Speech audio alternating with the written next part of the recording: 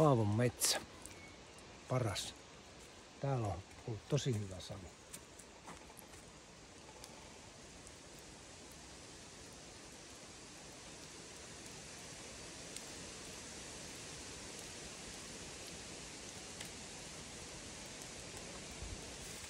Saa nähdä, mitä tästä oikein tulee, mutta aivan mahtava tuo konkelo tuolla.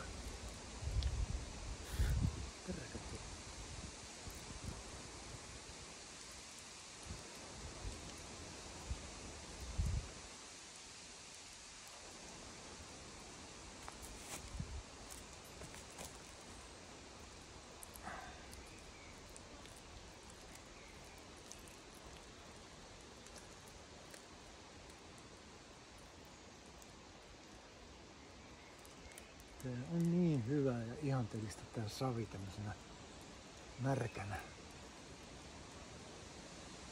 Sillä tavalla, että tässä on tätä humusta, puulehtiä ja oksia ja kaikkea.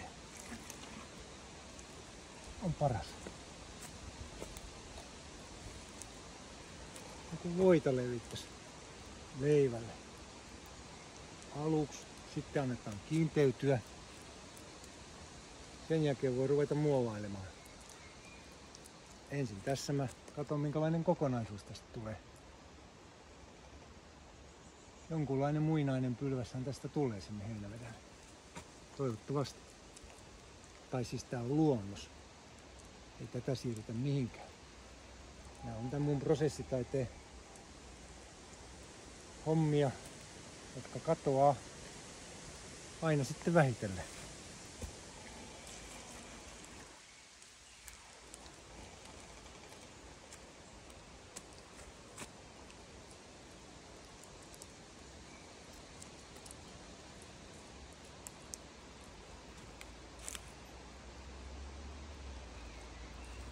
Wow.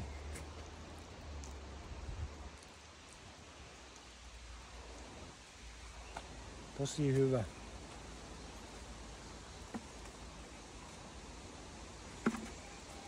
Kiitos metsälle. Kiitos puille. Kiitos luonnolle. Kaikille luonnonhengille. Hengille.